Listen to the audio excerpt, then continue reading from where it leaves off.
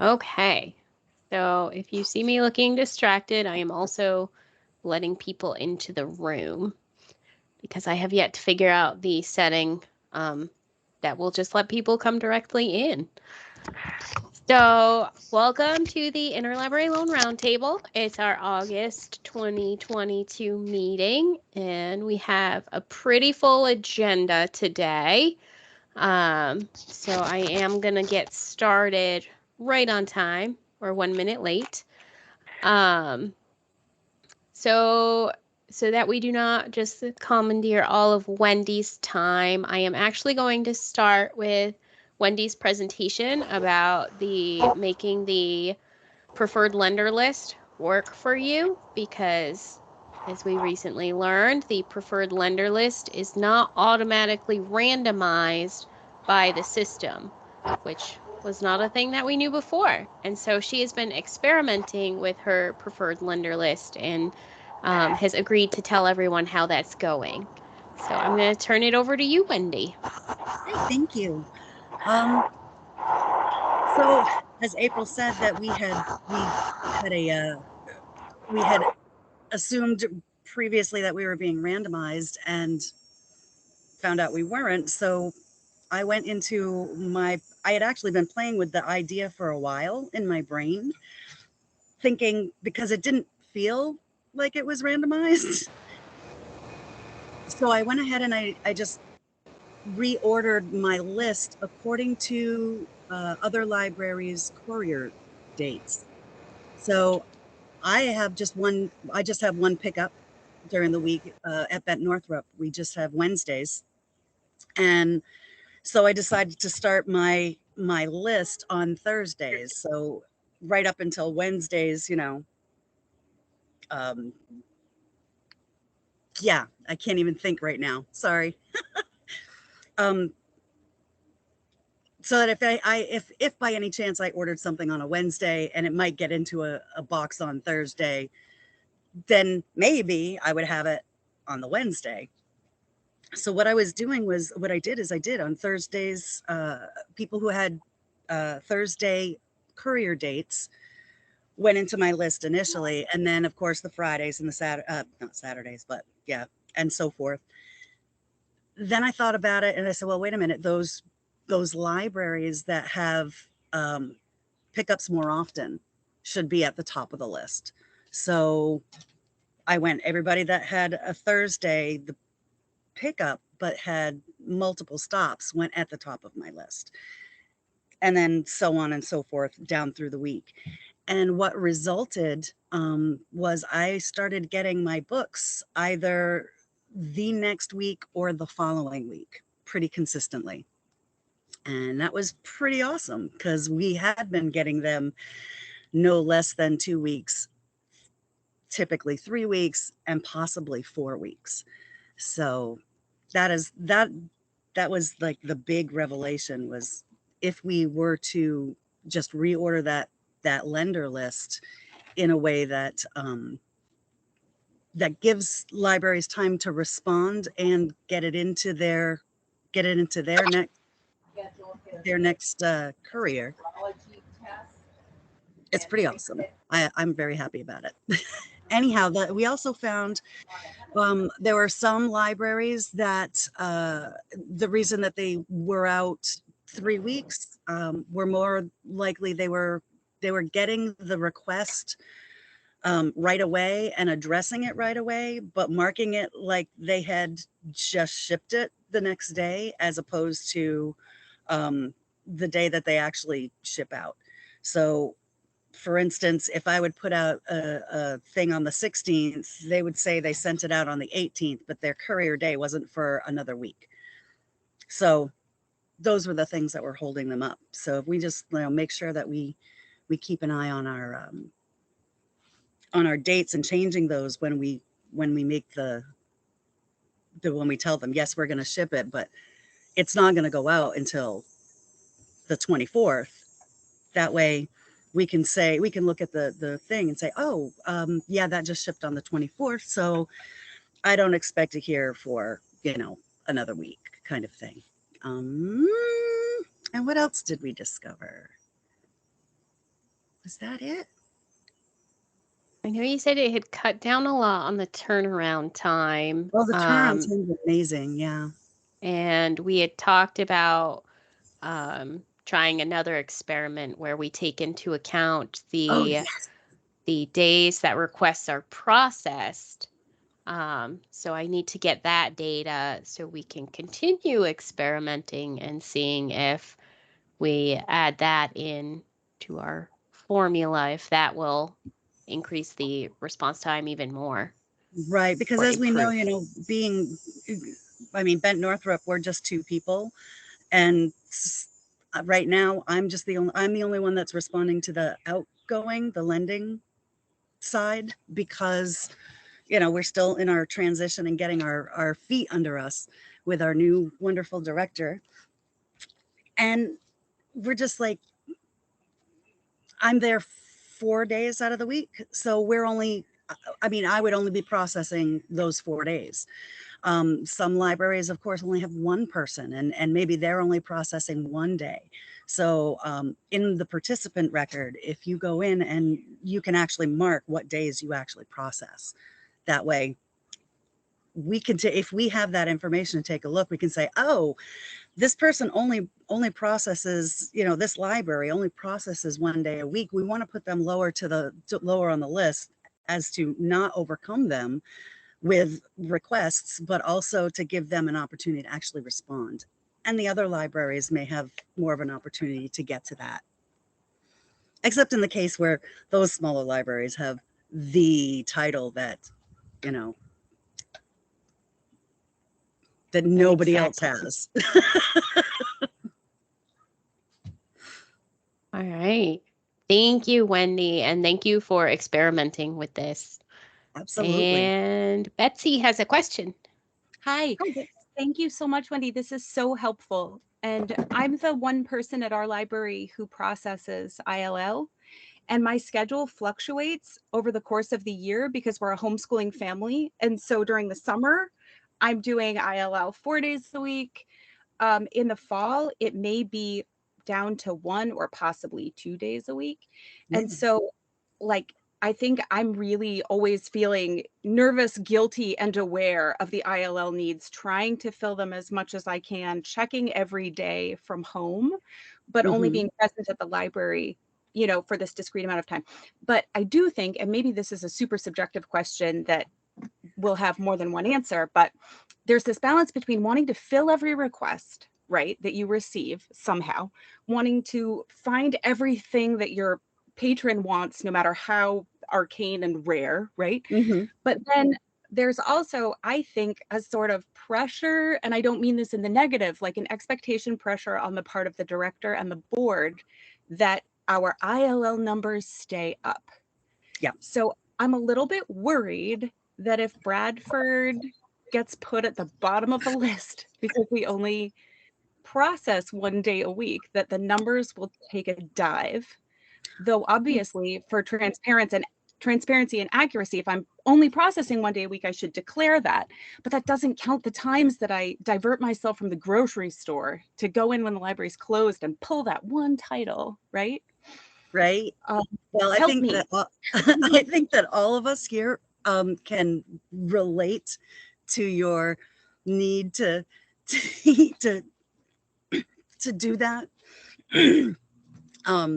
I know that there are often times that I want to do work from home.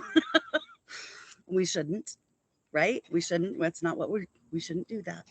But I think with your ILL numbers are still going to be good, because your people are still asking for ILLs, and the fact that we're utilizing the system is still going to be okay. It's just going to take there will be fewer requests from your library, who has fewer resources to do. Right.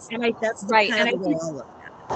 And I think what's hard with that is that there's a question mark. I don't know if I'm making that noise or someone else. Like, there's a question mark related to that, which is the drop in numbers due to the sort of smallness of the service that we can provide, meaning that like we're only available to process things during this discrete amount of time? Or does it reflect poorly on our collection? Because if we were higher on the list, would we have been able to provide that book? But because we're lower and we can't process as much, we can't. Do you know what I mean? I think that's, and maybe that's just something that I need to wrap my head around and talk about with my board, is that it's not necessarily a reflection on our collection. Like, why don't we have anything that people want, right? Right. We may have those materials, but we just literally can't provide it. And also, just so that I don't get my board in trouble, I should say that I do have a certain number of paid hours from home. Oh, okay. So That's good. Well, we wouldn't do that anyway, right, because we paid all time. do it. Yeah, I'm behaving. It's fine. Well, Betsy, I will, first of all, I'll say we got a lot of your books, and thank you so much, because I know that I Yay. know how hard it is. And I have also been, interim director where I was the only person there, and know how hard that is, juggling everything. So, but I look at it as, if we take, it's more, my initial brain was just about the turnaround and getting those books into the hands of our people as quickly as possible, and making it just a more efficient system. But then at the same time, taking the pressure off of those smaller libraries who may not have the time. And, maybe that's an excuse to say, well, if I had more hours. I'm just going to jump in. Wendy Sharkey from Bennington is next up in the question list, and then Myrna. Yes. Now, it's all very good to get the turnaround time faster, but by putting the libraries that have more stops and larger collections and everything near the top of the line, it actually puts a larger onus on them. And it could get to the point where they are overwhelmed by requests because they have more stops and more collection and more days when they process. And so it could actually put an unfair onus on the larger libraries to fulfill those needs. I can tell you that was the case for Rutland within our consortium. And we had to find a way of spreading them out between all the libraries more equitably. So there's the other side of that issue as well. And although I do applaud you for trying to figure out a way to get a quicker turnaround. Thank you for that feedback. Yeah, I guess the way it was in my brain was that these are all books that we're all requesting already. So yeah, but I see what you're saying. I wasn't really thinking it was putting it more on you, more that it was, yeah, I get it. I'm hearing you. The books have got to come from somewhere. Right, they're all coming, and it's also, we have that ability to say, not today, we can't do that today. But, and I think that's another thing that we should probably just think about, is that if my courier comes and walks out the door and I get a request like that right after he leaves, 9 times out of 10, I'm going to pass that on to the next library, just to give them an opportunity to get it sooner.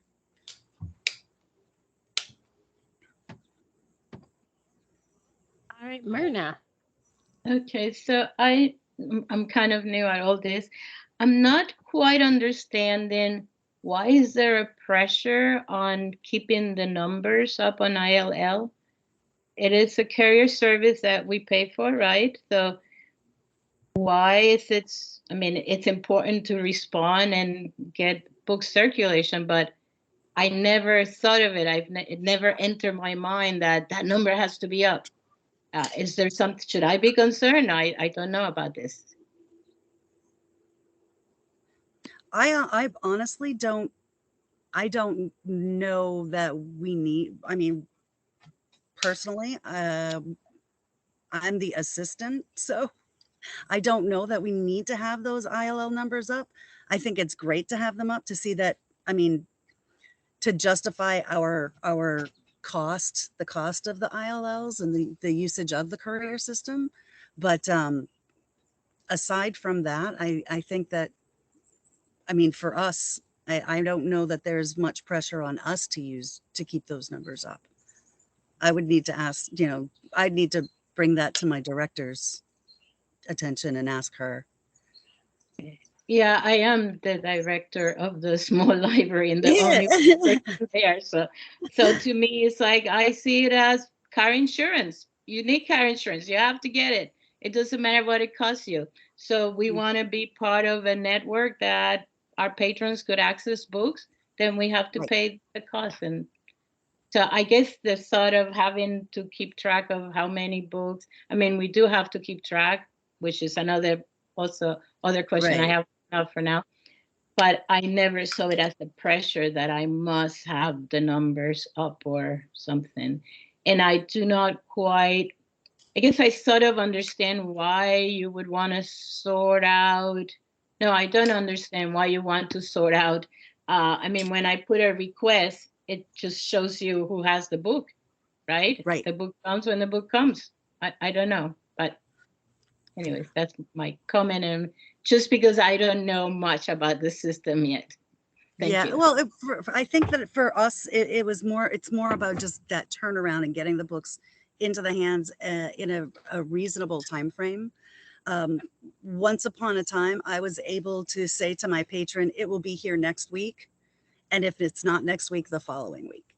And we rarely needed to go outside of that. And if it was outside of that 2 weeks, then more than likely there was an issue somewhere and we could just address it at that point.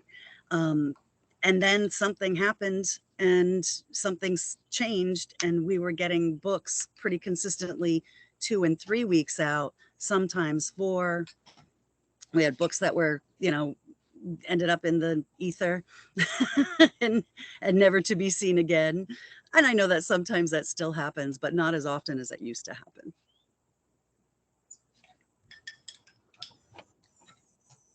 I don't know. Did I just ramble and not answer a question? And Betsy has her hand up again. Thank you. Just to that point about the numbers being up, that may vary library to library. Like, you know, it really, I've never heard, I've only worked at one library, so I only have the experience of this library. But I think where we are, we're on 91, and within an hour, you can be at Dartmouth, in Hanover, CCV in White River Junction, or St. Johnsbury, and then Northern Vermont University. So we're sort of a bedroom community, I guess, for a lot of different learners and people who work in hospitals and things like this. And so we end up doing a lot of ILL for folks who maybe have a wider radius of operations, but you know, whatever, they have ILL. So we pay attention to that. And the other thing is that from a collection development standpoint, I know that we take a look at our ILL number, or our ILL numbers, but also the actual items that are going out the most, to be like, what is it about our collection that is maybe missing from other libraries or is attractive to folks in general? And so that helps us with our planning. But I do love the idea of interlibrary loan as a way for all Vermont libraries to support each other's collection. We have access to every book, which is so wonderful. So I don't think that it should just be a numbers thing, but from a materials perspective, it's like, okay, this is something that is, you know, that we're doing that's good in our collection. And that's data that we often get from ILL because it's folks who aren't in our immediate neighborhood. Right. So that's maybe less number specific and more like getting down to the actual, you know, physical items, the titles. But that's what I've seen in terms of like why the numbers are something to pay attention to. But I do think it probably varies library to library. And Melissa.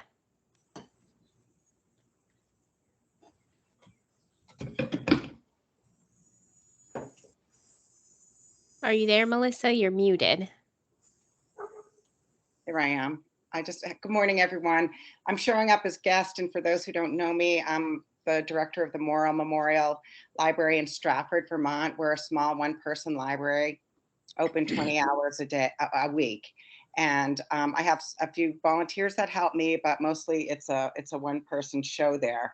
So I wanted to also just speak to the issue of the IL numbers staying up, and the point that you raised about helping with collection development, just in case my input is useful. So first of all, I generally do my ILL requests every morning when I'm there, and I pull the book, and I have an area where I just stack them. I don't put them in their envelopes or anything. I just have them queued up and ready to go. And our pickup is first thing Thursday morning. So Wednesday afternoon is when I bag them and have them ready to go and get my count for the week. I also make sure that I acknowledge the request, in process, will ship, and I don't switch it to shipped until it actually has gone out. So if that's one of the things that you spoke to, Wendy. Yes. In terms of ILL cost benefit, I think one of the things that, you know, our small library looks at is the amount of money, and also my personnel, my time, to process interlibrary loans when we were mailing them. So we were balancing mailing costs versus our courier cost.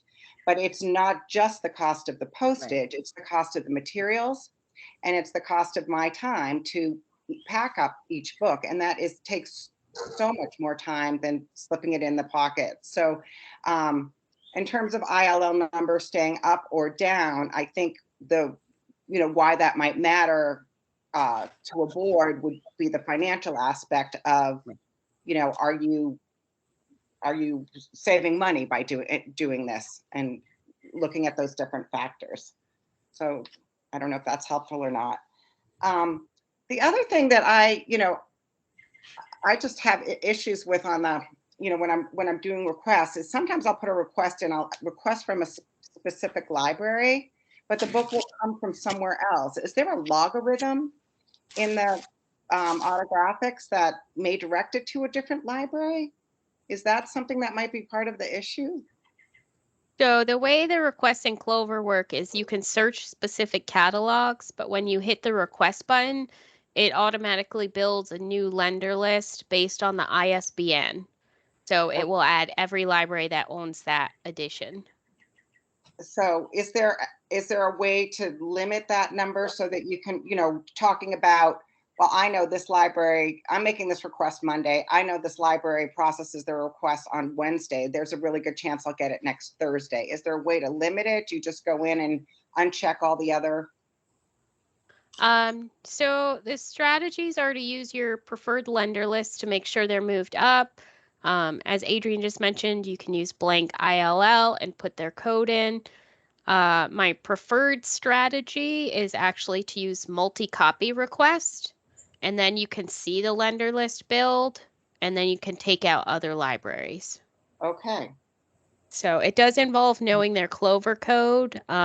If there is no rush, I encourage people to just use the lender list as it builds, so that we aren't just, always targeting specific libraries, because the system was built to randomize it and That's what I thought. level out the load of borrowing. Yeah. But yes, there That's are the way we used to strategies do for it. this. Yeah.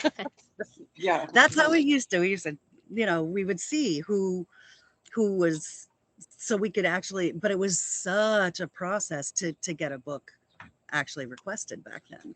So this was through cool Val. because you could just, just request it, and then it would send it out to all the libraries. But then, now you're waiting.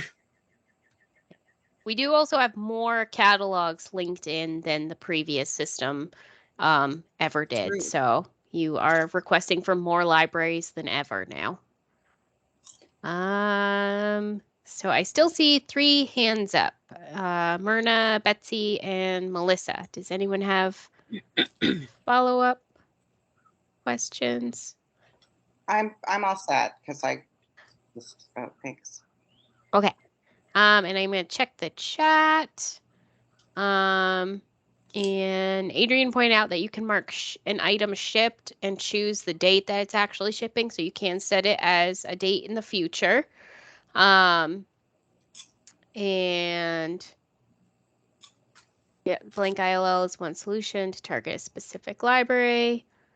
And multiple copies of items will follow the preferred lender list, but does not randomize it, which is also why I have taken when I email out the updated preferred lender list. I actually use Excel to randomize that now before I send it out. So if you are copying and pasting from the list that I have sent out, that is randomized, which is why it's in a different order every time I email it now. And Eric has their hand up. Hi there, can you hear me? Yes. Okay, I apologize. I came a few minutes late, so I might have missed this portion. I was wondering about the strategies in terms of marking things will supply in process versus the shipped and using the kind of advanced calendar. I've been marking things will supply until they ship, like someone was just saying. However, I've noticed recently that will continue to advance the due date until it's actually marked shipped, I believe. Mm-hmm. So I'm just wondering, where people are falling in terms of marking it will supply versus shipped. Well, I personally, when I do it, I actually mark the advanced, use the advanced calendar. I just click the date that it's going to go out, our courier date. And do you also update the due date at the same time so that it matches? Yes. Yeah. Yeah, it's due on my courier day too, but yeah. I have heard from some people that there's been like a wave of overdue notices coming in because the ILS and the Clover due dates are not matching. So just a forewarning that people, it's not required, but it is very appreciated when the dates match. Yeah. Does anyone else have any, do you want to share? Betsy at Bradford said she also advances the dates when she marks it as shipped. Does anyone else want to share their strategies? I know some people use will supply, and some people don't like to go back in and change it again, so they just mark it as shipped and sometimes update the date and sometimes do not.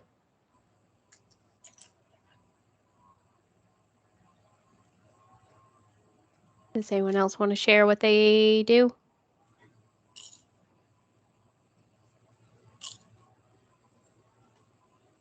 No.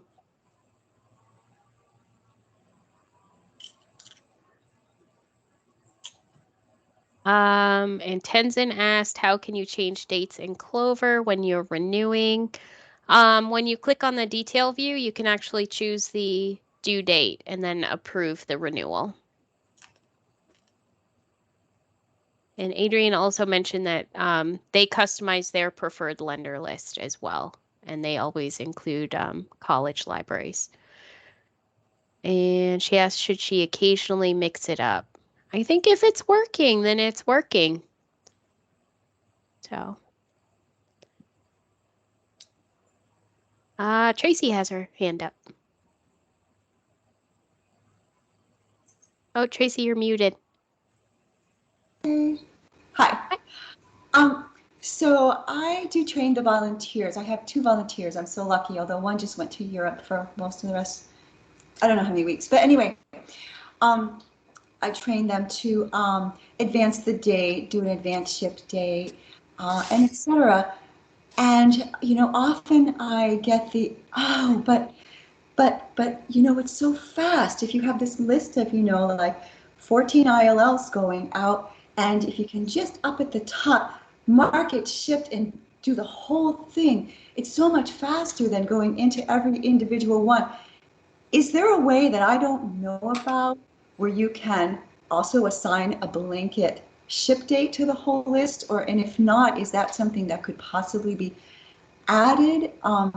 We are a larger library, but also we have a lot going on at the library, and every little time saver can make a big difference. And it's, I think, really tempting to just push that ship button, and take care of them in one fell swoop instead of going in one at a time.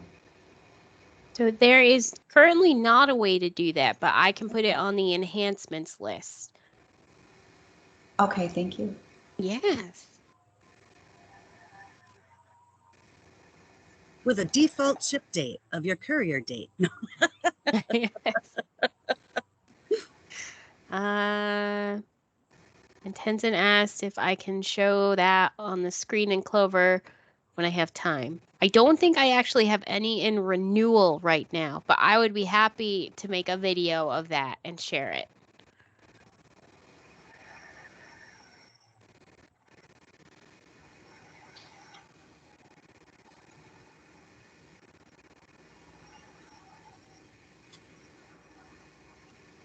All right. Tracy, your hand is still up. Did you have more questions? Actually, I do, but I'm sorry, I didn't realize my hand was still up. I was wondering, it seems most weeks like the requests are weighted toward the end of the week. And so it might be that, say, I come in on a Friday morning, and Friday is one of our courier bin days.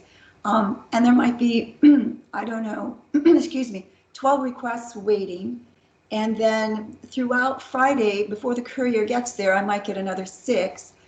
And you know, I'm trying to accommodate them along with other things that I'm doing. But I was just kind of curious if a lot of people are sort of scheduling all their ILL requests for the end of the week, or if that's just kind of a fluke that is just happening with Brown Owl.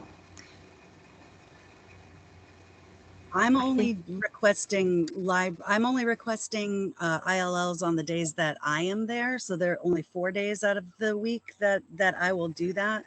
So the other person that is there with me at the library, she'll, you know, make a note and say, please request this for so-and-so, and then I will take care of it when I come in.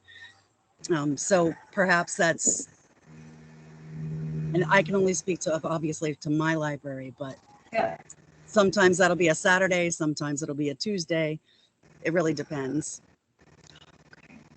Betsy says that she puts the requests in daily or as they come. I do the same thing.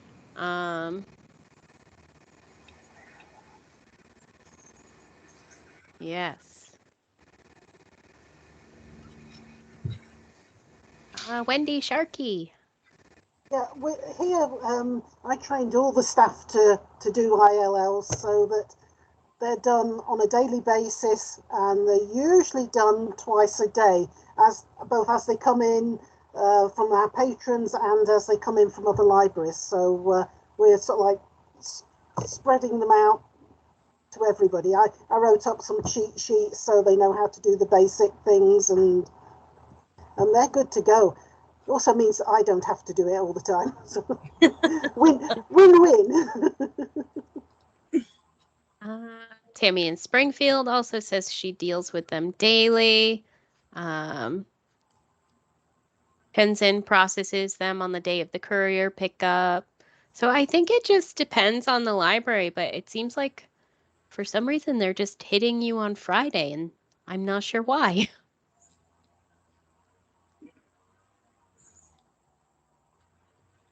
All right.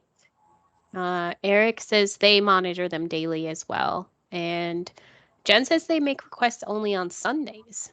So it's interesting. I wonder if maybe there's just like some libraries where their ILL person is, as Adrian said, maybe they're only in at the end of the week. I know that some libraries, if they do have a dedicated ILL person, they sometimes only come in on specific days. So it might just be that maybe everyone likes to process them at the end of the week to check them off the list. And Adrian said that their courier pickup is not the same time every time. So they can't wait until their pickup day to finish processing. All right. So let me, find our agenda. I had 2 more items on our agenda. Oh, Melissa has her hand up. Hi, just before we move off the conversation, I just wanted to loop back to the point that was raised about using ILL for collection development. And so, you know, I'm sure there's a lot of things, but if I keep getting the same request for the same book, then I think, you know, and that means the same 2 or 3 requests for the same book, Right. then I know I need to have that book in the collection.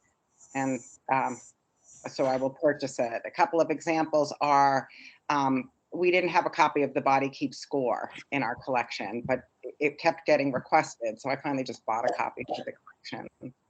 I want to get like 10 copies and just hand them out. And the listserv just talked about that graphic novel series that everyone was requesting. we There was just that bought huge that. wave. Yes. Mhm. All right. Well, thank Because of you, that Wendy, for conversation. presenting. Oh, Yes. thank you. This was Thank you. great. All right. And Betsy also says that data is super helpful. So everyone is using ILL for collection development, and that's good. All right. So I am gonna jump to our next one. I had a request to do an overview of the process that the out-of-state requests go through once VT Lab receives them. So I'm going to do a really quick overview because it doesn't take me long to tell people how that works. So typically what happens is we are the default lender. So blank requests should go to us, and unless we have been removed as your default lender, which some libraries have done to control if an item goes out of state or not, before we added that nice, do you want this to go out of state box on the form, which has been excellent. We receive all requests as the default lender, the last lender on the list. And the first thing we do is Linda Willis-Pendo, who does all of our out-of-state requesting, and Vance Aislinn, who helps her out with those.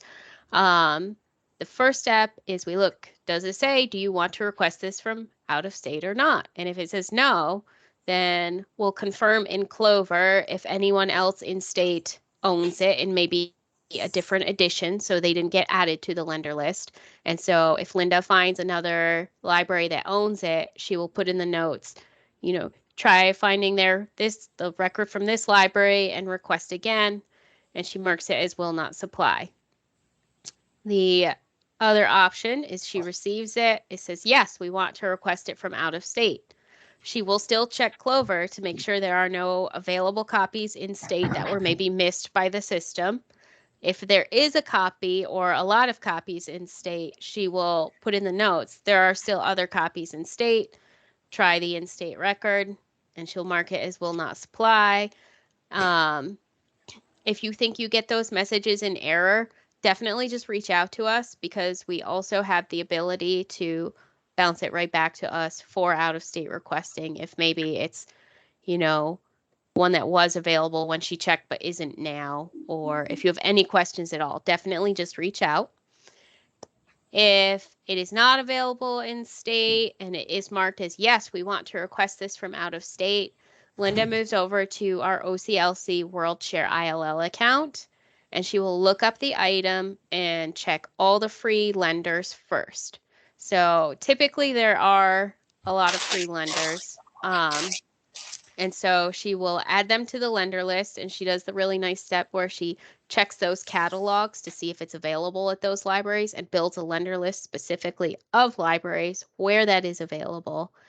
And then she sends it out, and she marks it in Clover as will supply in process, and marks down the ILL request number that we have in OCLC. Then either her or Vance will check our OCLC requests every day, and they will see what has been marked as shipped, and they will go in, and if it is shipped, they will mark it as shipped. They will mark the correct due date, and they will mark it as shipped so that you know it's on its way. The two systems aren't connected, and OCLC does not have a great way to copy and paste the addresses of libraries shipped. I'm hoping that someday, instead of making it as like 5 separate fields, they'll just give us this one block that has the library address so we can easily move the data over. And so it's marked as shipped. The ILL number is in the request. And typically what happens is it will arrive at your library, you mark it as received. We go into OCLC, mark it as received there. When you update it as returned in Clover, we go back in, we update it as returned. So if everything runs smoothly, that is the process it follows. If it is an article request, we mark it as shipped and we put the link to access it right into the lender comments so that you can see everything there. And so you should be able to just go in and mark it as received. So that is the very brief, although still weirdly detailed overview of how our out-of-state requests work. And I always welcome questions, and if you ever have suggestions on how to make the process smoother for the libraries in state, I welcome those also, because I like to make it as easy as possible. Does anyone have any questions on that? Oh, Eric said they did not realize we have access to articles. Yes, if you open a blank ILL request form, you can actually click on non-returnable, which is a copy, and then you just put in all of the article information. And I did forget to add that since UVM's catalog is not in Clover, we do check them first. As even for ones that say don't request from out of state, if we find out UVM owns it and no one else does, we will still supply it and we will only request it from UVM. Adrian said, how many requests do Vermont libraries get from out of state libraries? Not as many as we send. Typically, Vermont libraries are lending. We've reversed that process. If we receive a request to lend in OCLC, we will send it out in Clover. Typically, we send out, I think, anywhere from 15 to 30 in a month to out-of-state libraries. Yes, about that many. And apparently, according to, I think it was Library Journal had that article on the most active states in OCLC lending, and Vermont was in there. So that was really nice to see. And Tenzin said she does not see much of out-of-state requests. Is that unusual? It is not, because typically we do not receive a ton of requests to lend to out-of-state libraries, but when we receive them, if it's a title owned in Vermont, we do send that out to Vermont libraries. And Jennifer asked, how many does Vermont process each week? Linda keeps a tally every day and generally hits anywhere from 60 to 75-ish, sometimes more requests in a day. So that's checking them to see if they want to be out of state, checking in Clover, updating as supplied. So she does a lot. Riley says, new ILL librarian here. Sometimes they find that books from out of state do not have a slip of paper with the return address. Can we ask you for those in that information? Yes, you can. You can email either myself or Linda, and we can very easily find the return information. And Adrian said, do you check other colleges not seen in Clover as a general process before going out of state? Yes, we do check every in-state one possible. Betsy said we get some weird ones. Yes. And Caroline said it might just be us, but it seems like a lot of our out-of-state requests get bounced back to us with the note to request from out of state. If you put no in the out-of-state request field, then we just automatically do not request from out of state. So you might want to just make sure that you put yes if you do want it from out of state. And Betsy said they have an out-of-date DVD collection that some find appealing. So, yes. And Melissa just contacts the out-of-state library for the return address if they don't have it, because it also gives them a chance to thank them for the loan. Wendy looks them up online if they don't have a return address, and that typically works well also. And Jennifer said, do any public libraries in Vermont request from OCLC directly or only in Vermont? Does anyone else use OCLC to request from out of state, or do you use the option of just requesting from out of state through us? I have wondered about this.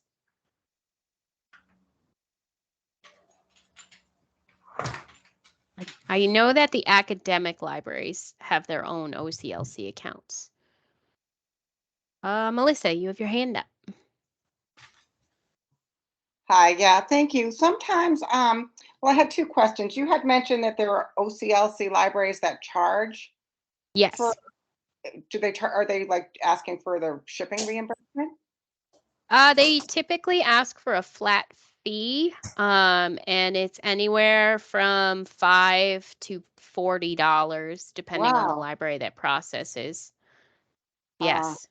so- Those are like the lender of last resort for us. And before we would ever even request from a library that asks for a fee, we reach out to you and say this, we mark it as conditional, and we put in the notes that, you know, the only lending library that owns this charges this much. Do you want us to request from them? So the other part is regarding this question is I will sometimes go into OCLC and I am blind to whether it's a library that charges a fee or not to see whether an item is available. And so I have seen things available in OCLC, but then I get back from the Vermont Department of Library that it's not available. Yes, so OCLC, like WorldCat, will list who owns them. It does not note if they actually are current lenders or if it's part of a collection that they do not lend. Like genealogy titles are especially tricky. A lot of libraries will not lend from their genealogy collection. So when we go into our WorldShare account, we can look at the policies that every library has set. And that tells us, will they lend this item? Do they charge? Are they currently lending? Like some academic libraries close for that long period between like mid-December through mid-January. Some of them close for the summer. During COVID, a lot of them just did not lend physical items. So while WorldCat will tell you who owns it, it doesn't tell you if they will lend it or not. Well, it's only happened a few times, but I just, I was just curious about that. The other thing that I've had experience with is, I have a pretty universal list of providers that I just keep up, because if I have a preferred list and the item isn't showing up in one of those catalogs, I might not be able to find it in state. But then I've had experiences where I've searched that broad range of catalogs and have not been able to find it, have submitted a out of state request, and then I've gotten back from Linda, oh, Norman Williams has it, or some other library has it. But then when I try to find it in Clover, it doesn't come up for me. All right. So in my head, Linda is also like the Clover whisperer. She can find records when I cannot. I don't Okay. know what magic she uses. And so typically if you get that message and you still can't find it, email me and I will find a way to make that request go to that library if they lend it. Okay. I mean, the other thing I've done too is just call the library, explain the situation. I think one time it was at Wethersfield, one time it was at Norman Williams, and just said, I can't find this record in Clover. Can you just check it out to our library and send it to me through the Courier? And that seems to work, but I don't know if it's, best practice. I mean, typically you would want the request to go through Clover so it's documented and tracked in the statistics. Absolutely, yeah, I get that. So yes, if you do run into trouble, definitely just reach out and Occasionally I have to ask Linda, how did you find this? And she always manages to find it. I know. Okay. All right. Well, thank you. I just wanted some clarity on that. Yeah. Wendy has her hand up.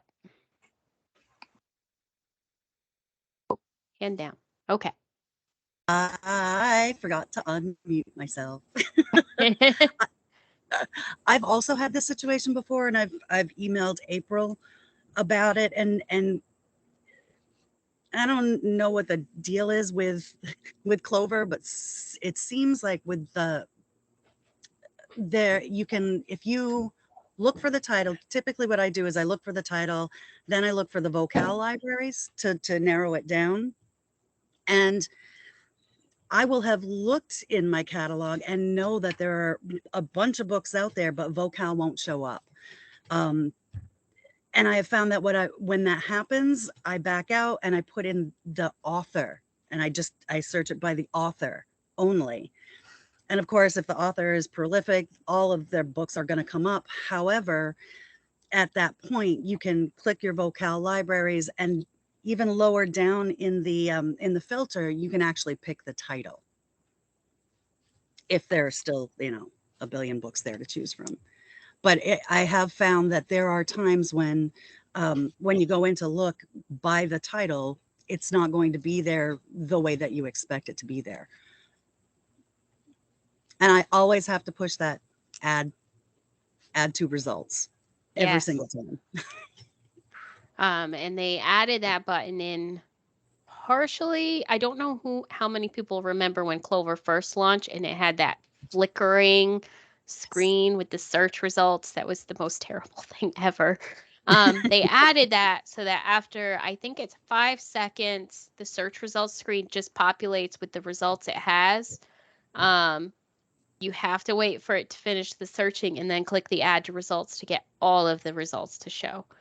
What is nice is that if you don't want to do that and the title you want is already there, you can just click request. It builds the lender list separately, so it will do an entirely new search that you do not have to sit there and watch, and it will add everyone that owns that title and has that ISBN in their record. I lost track of the chat, so I'm going to go through it backwards. Adrian pointed out that you can search by ISBN number, which I do a lot, and I really like it. And you can also copy and paste the title from the ILS into the Clover search bar. And sometimes the titles are slightly different at some libraries, so that might help. Jennifer says if a book has a subtitle, sometimes that will find a book, even if the main title didn't turn up.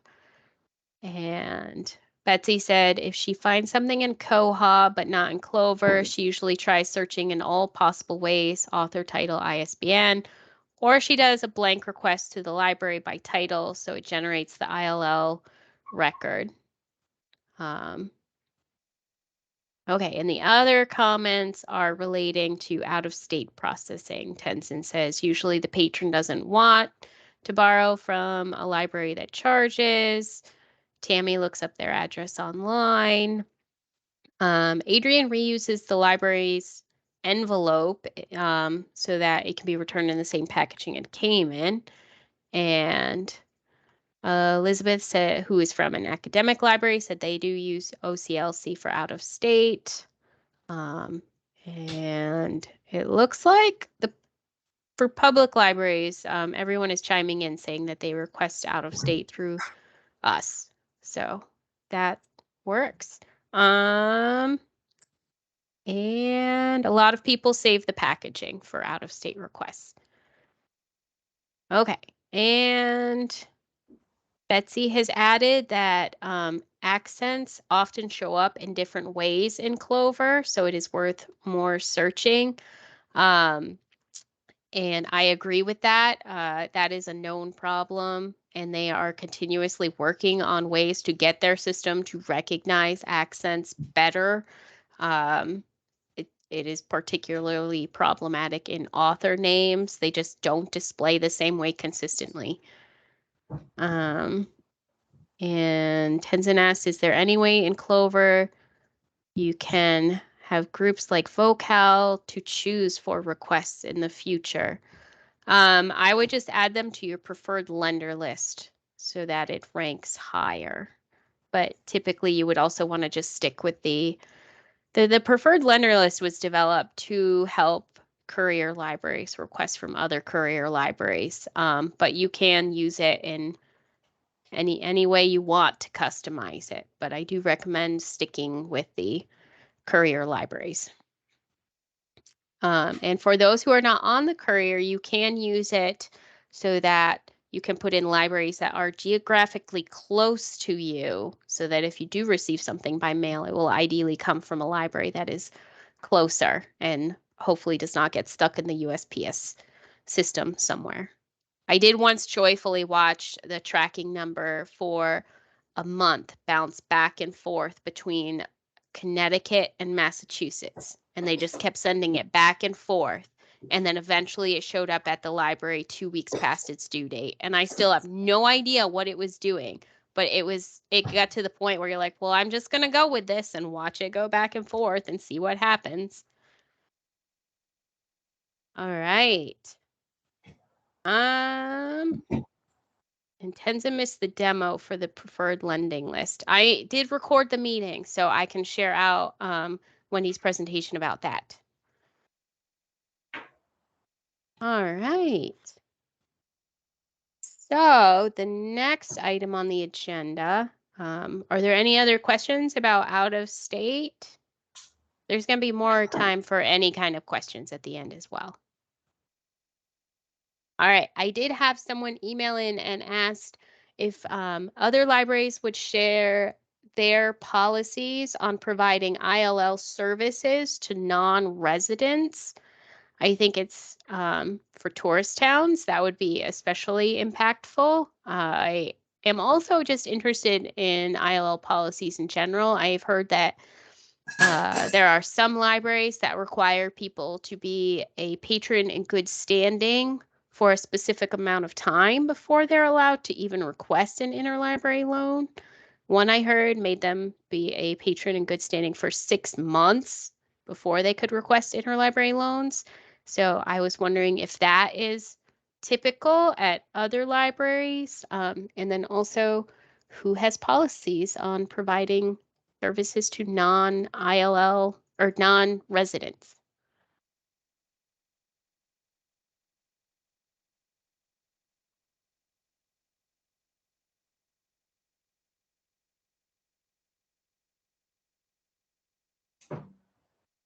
Wendy. Well, we do ILLs for non-residents because non-residents are just outside our catchment area, our town, and we have several towns that are roundabout that people use us for because they work in Bennington. And for us, that would seem rather petty to say because you just live 2 miles outside our catchment area, you can't use the ILL services, and they do pay on a yearly basis to get a card in any case. So in many respects, they're a more consistent patron than the rest of the patrons who, could move house and yet still have a library card and still have ILLs. So yes, we do include non-resident patrons. I am going to jump in with the chat. Tammy in Springfield says they send requests for all patrons in good standing. Tenzin says they do not have separate policies for non-residents. And Adrian said that patrons in town can also move away. And Caroline says our rule is library card holders, whether full-time or seasonal, can request ILLs. The only exception is home card patrons. And Sandy asked me to help change the lender list, which I can help with later. And Adrian said the ones that leave town can take their ILLs with them. And Betsy has her hand up. So I've got a question. We're part of the One Card Consortium, and some of the libraries that participate in this consortium use the Courier, some don't. We have a lot of towns where people work in Bradford but live in another town and their library card is from that town, but they make heavy use of our library. And some folks would like to do their ILL lending through the library they frequent most often, even if it is not the library that their card was issued from. What are people's thoughts on this vis-a-vis, let's say their home library doesn't participate in the Courier, but other libraries do? What do people do? I'm not going to stick my neck out on this one.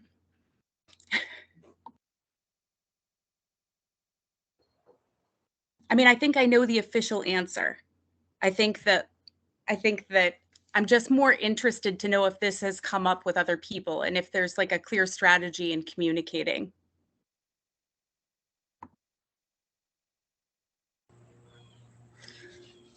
Currently at Bent Northrop, anybody who wants a card can have a card. So if they're our patron, then we will get them an ILL. So if for instance, which would never happen, if they lived in Burlington and worked in Fairfield and chose to come to use Fairfield because they worked in the area and that was the most convenient for them, then we would give them a library card and they would be able to use our services. Yeah, and where we are, there are folks who have cards from, let's say, 3 local libraries that are all part of one consortium, and some of them live out of state, but as Wendy brought up, they work in Vermont, they live in New Hampshire, let's say. But then there's a sort of pressure to streamline our participant records, I guess. And I don't know. Yeah, it's a thing.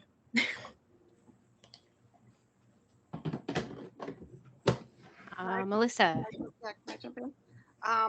I think, again, when we're looking at offering any sort of service to patrons, we have to look at what the cost to the library is.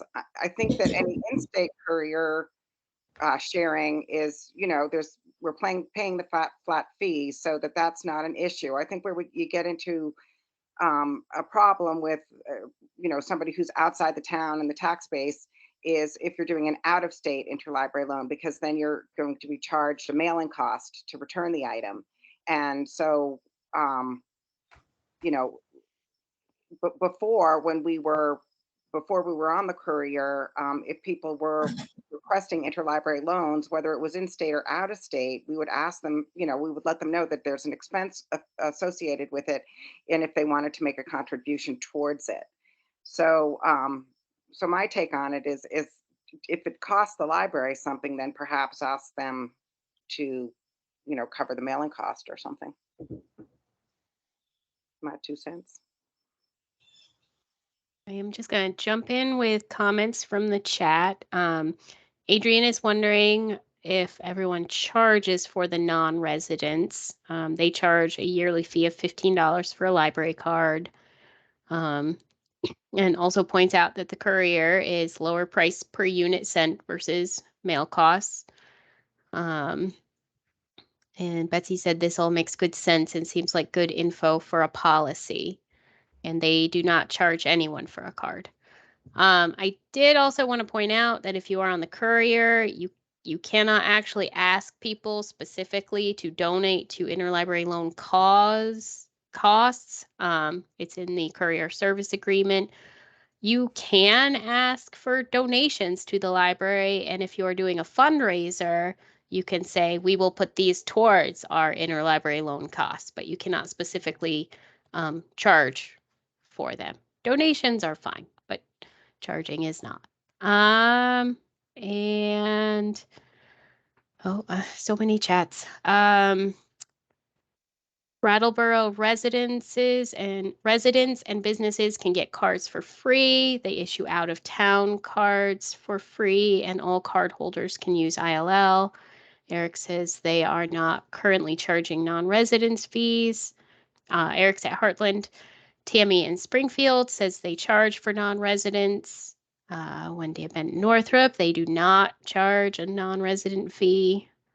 And Adrian asked, can you charge for mail requests? You cannot charge for any interlibrary loan requests. You can ask if they would like to donate, but you cannot tell them that they have to pay in order to access it.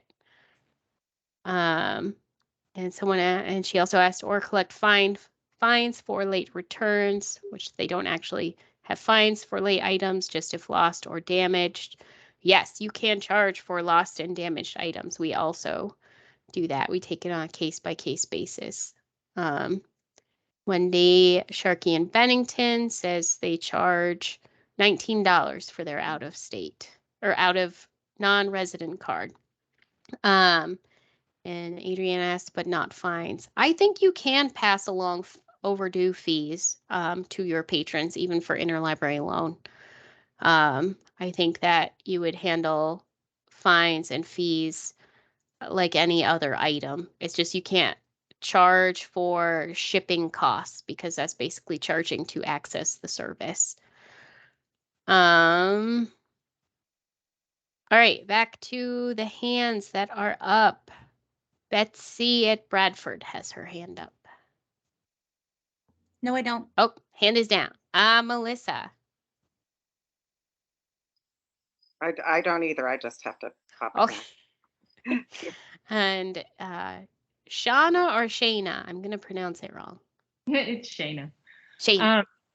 So I was wondering if anybody has a policy about how many out-of-state requests somebody can do, say, in a year, because it just piles up so much. And if somebody has a particular bent, then they're looking for a certain kind of romance book that they can't find in Vermont libraries. I have this issue right now. Does anybody have a policy like that?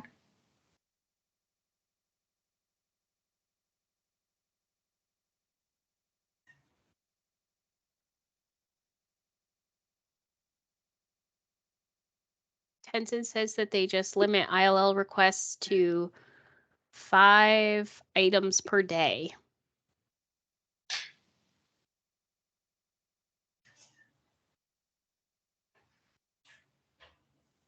Anybody else?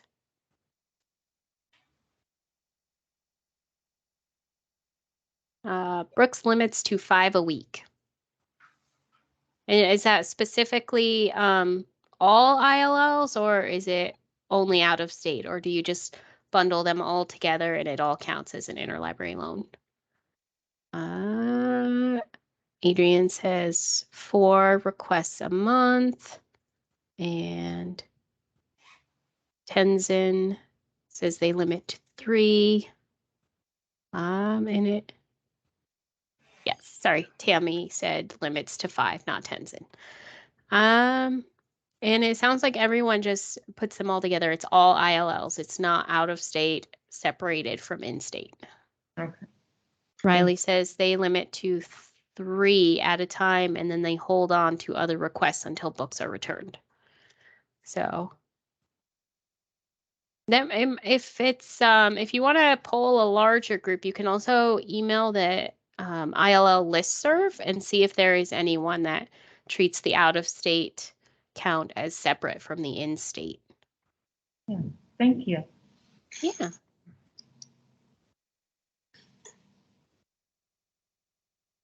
All right. Do we have any other questions? Melissa. Hello again. I just wanted to say that I know that the tracking for our Clover request system does not track for out-of-state requests, at least in terms of like the postage expense. But I track the out-of-state returns postage cost so that I have a sense of, what our postage expenses are for the ILLs out of state. That's just, but it's not on that form, so I track it separately in my other statistics. And Adrian says they also track all of their postage expenses every month. And Tenzin is wondering about new books, if anyone can share their policies. I know that varies a lot from library to library.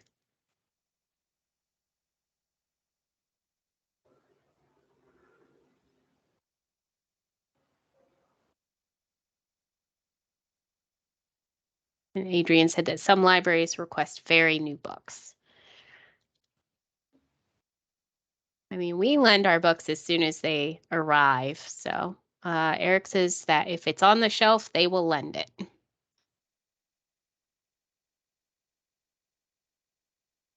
Riley says they have to be 6 months old before they will lend out at Burnham. Wendy in Bennington says the same. Wendy at Bent Northrop says they will lend them if they're available. 6 months at Brooks as well. And Betsy said that if people request really new books, they can always be told no. I mean, as someone who will occasionally request a book that has only been out a month, I am never offended if people say no. Tammy in Springfield says 6 months as well.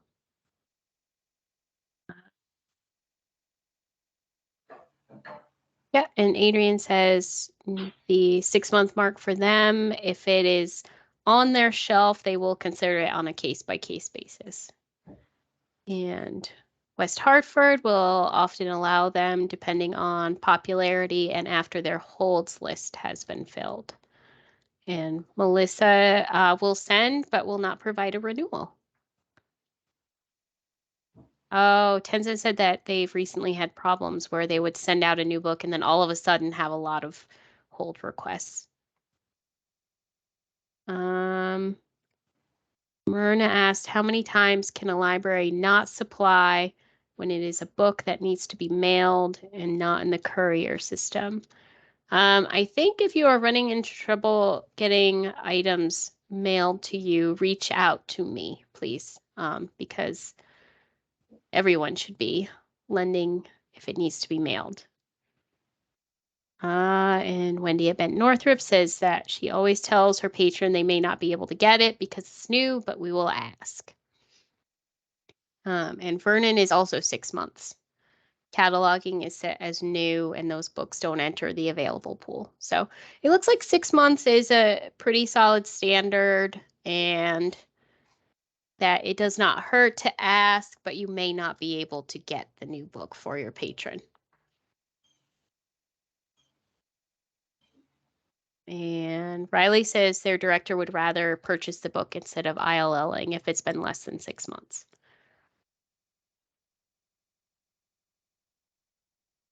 Collection development, yes. All right. Do we have any more questions about any of our topics from today or any new topics?